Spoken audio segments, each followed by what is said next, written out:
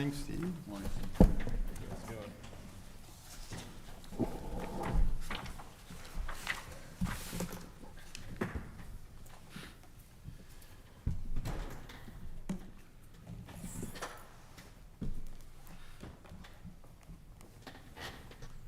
Howdy, Brad. How are you? All right. I see you're doubled up this morning. You what? You're doubled up. John, no Brad. John's vacationing, I guess. You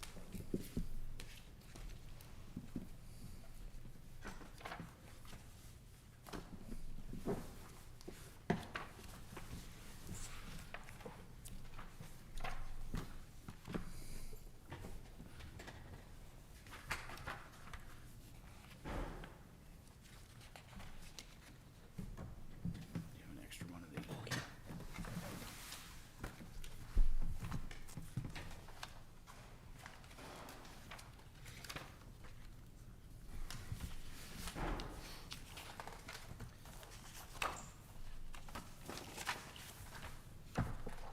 Nice booklet here, has a whole lot of information in it. But there's one page that's the most important, and both of them to me anyways. We'll go to that Talking page. about it, I'll see if we can't get to that page.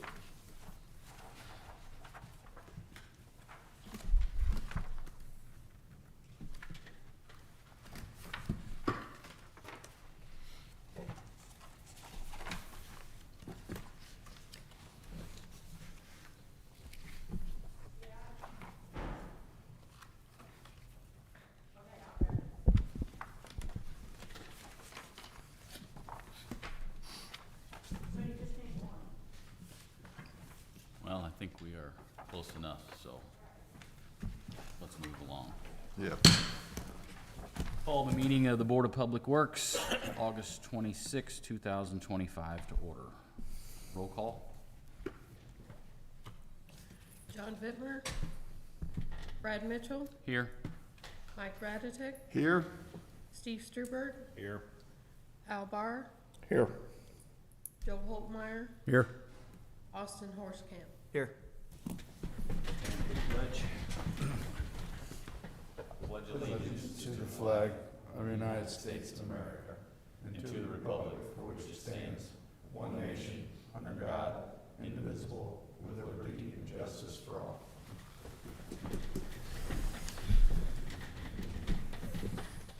First item on the agenda would be approval of the minutes from the July 26th, or excuse me, July 22nd meeting. So moved.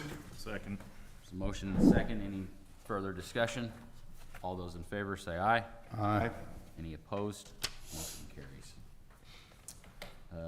Moving in then, Kevin, anything priority item-wise? No, nothing priority. All right. We will just move right into wastewater and Duke's proposal. Yes, so, I think I said this before, but I'll say it again.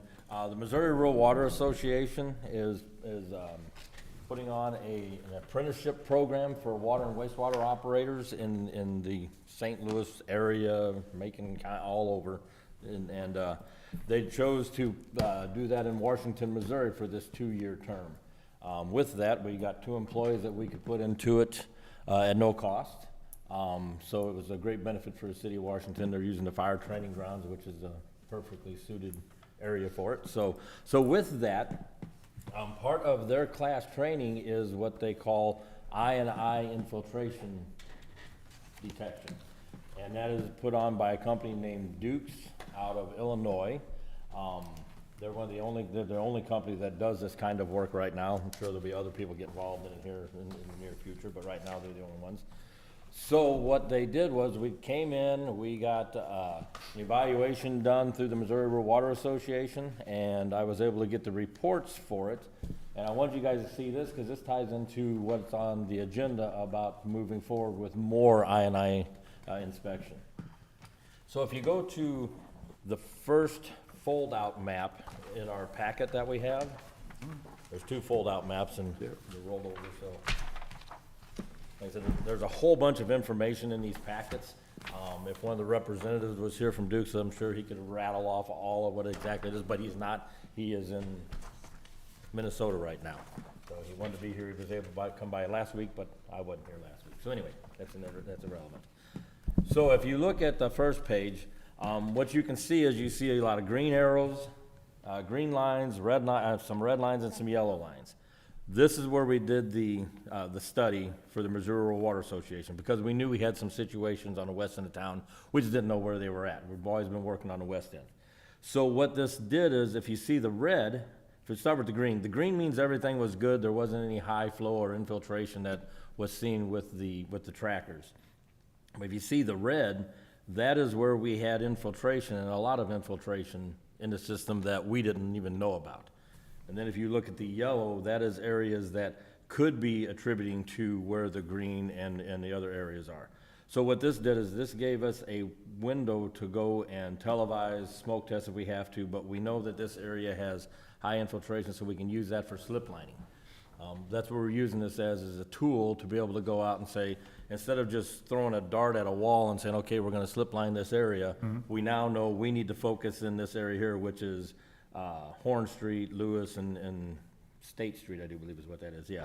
So we know we need to focus on that area, and also look at the line that goes through the creek all the way up through, which is the long yellow line that comes up through the neighborhoods, through the creek, by the ball fields, through the football field and all that. So anyways, that's what the trackers was able to find. Like I said, there's a lot of information in here about which manhole, you know, held it longest. If you go to one of the pages on it, they're not numbered, unfortunately, but there's one that looks like that.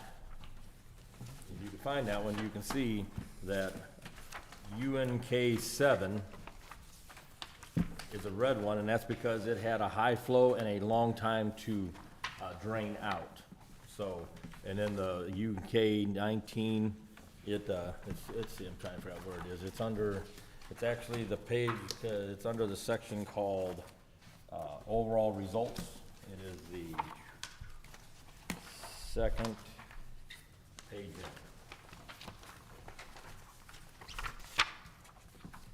So it's just a graph, but this is what tells you, this is what gives us a direction on where to go. So then we went to the map and we found UNK7, which shows up in the red, and we know what areas to go to. So this was just something I wanted to bring to you guys so you could kind of look at it and see what the results kind of look like. Like I said, there's a whole lot of more information in this that I don't even understand yet, but we will understand it when time comes. But, so that is what the Duke's proposal is that's on the agenda.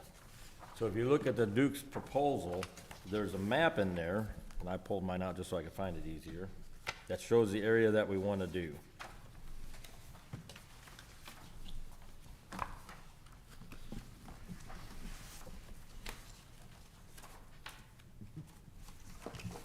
Yeah, okay. Looks like that in the proposal. Do you have a packet? But anyway. Yeah. So if you look at all the red arrows, that's where we're proposing to place the eye trackers. That's what, 29,000 linear feet of line that we're going to analyze. We know we have problems on the west end of town, and what you're looking at is this whole area here influences the Walnut Street lift station. So if you look at that, so we know we have a problem on the east end because Walnut Street lift station is still rising faster than west end. So we know we have something happening on the east end. So we're gonna analyze the east end, with this project that we're proposing. It's gonna give us, again, good snapshots of where we need to slip line. We know we need to do something, we just don't know where to do it at. This is what gives us the direction to go to. This money, to pay for this, will be used out of the slip lining fund. We have more than enough money in the slip lining fund because we didn't do a whole lot this year because of the Front Street and all the other stuff that was going on. But we do have the money in the funds to do this proposal. It will be started as soon as it's approved by council on the 2nd. It'll be started within the next week or two after that. So we should get our good case of fall rains that come through to really tell us what we've got. So it should be a good analysis of the east end of town. And then once we get done with that, well, probably I would like to continue doing this because we know we have the south side of the system that brings in everything from out Country Club and all that way.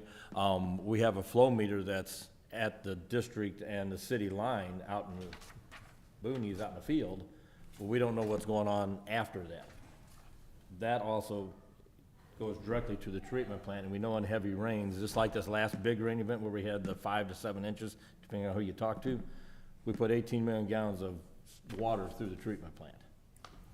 We know 7 of it came from the Walnut Street side, because I could test it with I can tell by the pumping of the sewage. We got the reports on that. We don't know where it all came from, the south side, but we know we got another roughly 5-6 million on that side that we took in extra. So we know we're getting inflow, we just don't know where to look. This gives us the ability to put the equipment out there and then know where to look and start doing it. So anyway, so long story short, that's what this proposal is. Gave you a lot of information, but that's what the proposal is, so. How long will it take to do the, 90 days. 90 days? They do a 90-day run. That gives a good window of rain events that should work out. There is in the proposal, there is a stipulation that if we don't get any rain in 90 days, they'll keep them longer, but we'll have to pay extra, because I'll have to come put new batteries in, because the batteries last for 90 days on them, running straight through. So but we shouldn't have to worry about that in Missouri. We're very fortunate. We seem to get a lot of rain. In times we don't want it, so not in times we need it. But anyway, so. Other questions? If not, is there a motion to approve? So moved. Second. Motion and a second. Any further discussion? If not, all those in favor say aye. Aye. Any opposed? Motion carries. Thank you. Thank you. And a little more on wastewater. It's not on the agenda, it's just really just for discussion. We've talked about it quite a bit. The slip lining of Front Street and the other line that's in Stonecrest, the company that we approved to proceed, they came in last week, when did Carrie, last week, I think, week before last. They got all the televising done. We did have a little bit of an issue down on Front Street. One of the residents did back up, but it was due to the company not having a big enough bypass pump to do the work. They now know they need a bigger bypass pump. We took care of that, handled it and everything. So they should have by now probably ordered the material. So when the material gets in, they will be coming back out to do the work. Should be in the next week or two, I would guess, because once they get it cleaned and televised, they need to come back and do it as quick as they can, because they don't want anything to get back in it that could cause a problem. So we'll get that done. Once we get that done, I think Darren had told you all that we had a situation, a thing that we were gonna have to pay the UP for the work that was done underneath the railroad tracks. We've come to a number with that. I don't know if I can say it right now, but anyway, the reason why I'm bringing it up is, once we get that situation taken care of, I'm going to start working with the railroad to see if we can put a manhole on the south side of the tracks where it makes the turn, that we know there's a turn there, there's no manhole there. If I can work with the railroad and we can get that manhole plate in place, we could then slip line the rest of that line underneath the railroad tracks, which will give it the support it needs and not have to worry about paying another big chunk of money out to the railroad to fix the other side, have to shut the tracks down. And the other thing about it is, because we didn't go far enough over because they had to keep the one track running, we would now have to probably shut down both tracks to do any work on the north line, because they'd have to get into the south line to do the north line, if that makes any sense. Yeah. If we can get the manhole in there, get it slip lined, even if we had to do 2 slip linings in it to give it extra support, it still would be a lot cheaper than shutting down the railroad for, because the guys when we were working down it that day, the guys told us if we had to shut down Amtrak, it's like $1,000 an hour if Amtrak's down, something silly. Yeah, so we don't want to do that. But anyway, so that's kind of the plan moving forward. Once we get that taken care of, the situation we're in right now taken care of. And the reason why I'm doing that is because it's really hard to work with the railroad. And I'm afraid that if we had too many things going at one time, it could really muddy the waters. So anyway, that's where we're moving on that. So there will be more stuff coming on Front Street. It's just taking time to get to there, but, so. And when we do the manhole, we'll probably have some extra costs there, because when you work anywhere around tracks, they have to have flagmen, they have to have their own crew, a 4-man crew sitting there twiddling their thumbs watching you when you do the work, and all kinds of good stuff. Good thing is I shouldn't have to hire the track crew that we had to have do the work with us, because we won't be working on the tracks, we'll be working on the side of the tracks, so, up on the hillside, so. I'm sure you looked at it, but south side is the one that makes sense. We wouldn't be better off. I don't know how much room we've got to the north side, if that keeps us further away from the tracks, if we could come from that way. Well, we gotta, Slip the line. problem with slip lining is you gotta have an exit point and an entry point on both ends of it. And we already have one north. We have one north, Okay. we don't have one south, so that's the Makes reason why sense. we gotta do that. Yeah, if we had a manhole, this conversation would be, hey, we're slip lining the line and not with that, dealing with whatever we gotta do, but it's something that, it has to be done, because there's a good chance, and it will happen, that the north side pipe collapses like the south side of the pipe did. It's just gonna happen. It's the nature of the beast, so, trying to stay ahead of it trying to be proactive rather than reactive on this one, so. Anyway, treatment plant, the belt press, they should be wrapping that up this week if they didn't get it done last week. Like I said, I was on vacation, so I didn't get a chance to get down there. So that project should be done, the belt press, with it being completely rebuilt the way we did it. It should last another 20 years. So, that's a good thing. Lift stations, they're all doing what they're supposed to be doing. So wastewater's doing pretty good, other than the hiccups we have every once in a while, but got them in anything we do, so. Okay. Then if nothing else under wastewater, anything under, water? There is one thing that, I don't have any information on, but it is something that's going on, so I figured I'd let you guys know. As you guys know, about 2.5 years ago now, we repainted both the Clay Street tank and the Enduro tank.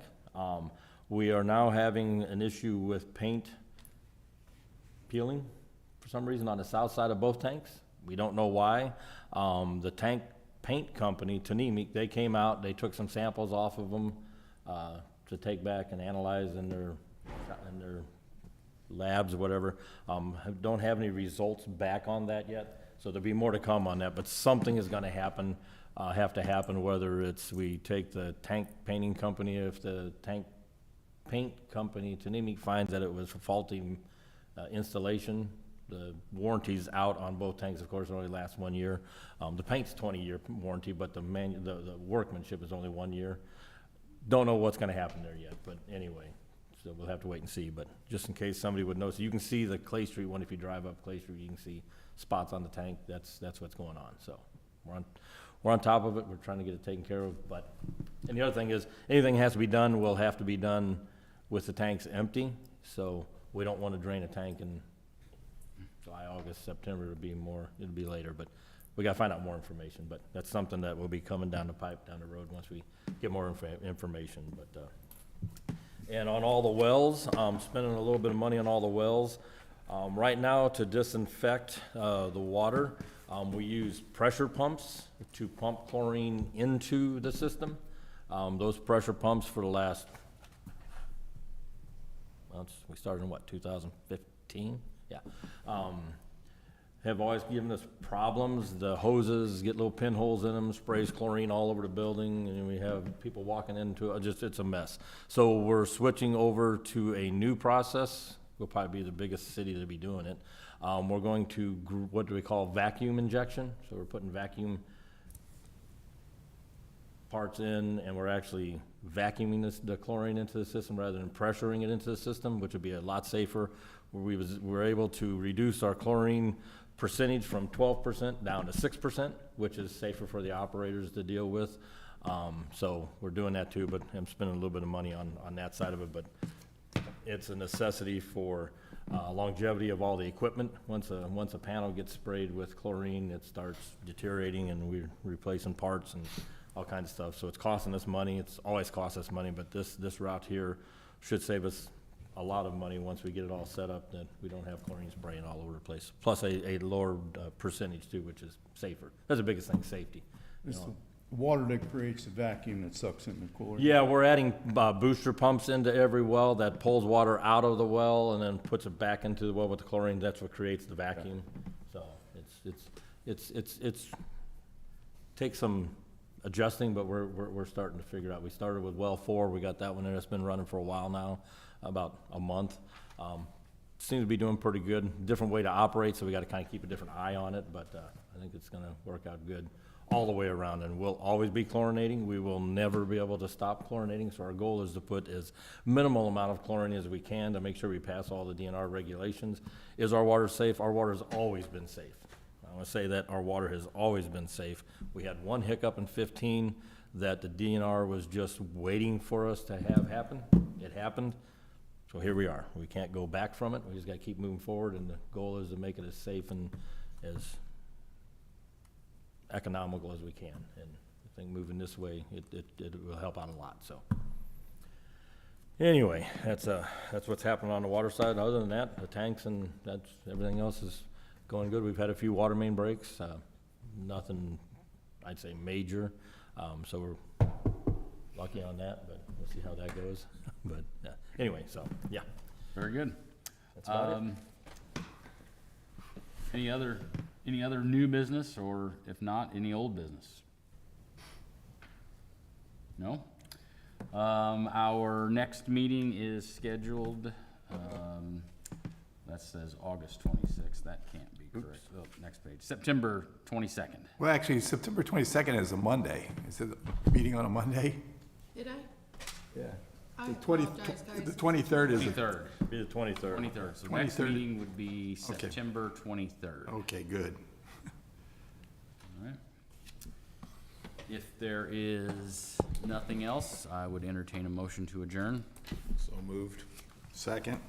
Motion and a second. Any discussion? All those in favor say aye. Aye. Motion carries. Thank you all. Kevin, you wanted these back?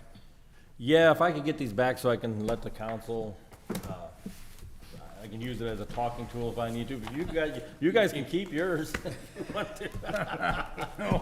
It'll get lost. Actually, I did take the one page out and put it in there because I was gonna keep it, but that's okay. You'll find it.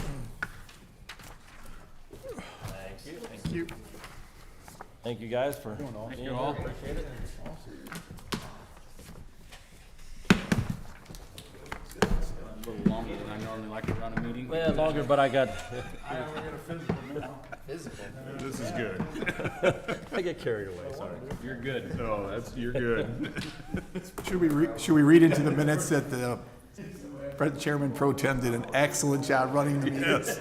I think that should be in the minutes. I remember there was one that goes back a while. Yep. Thank you, Joe. Thanks, Joe. There was one, I think we were out and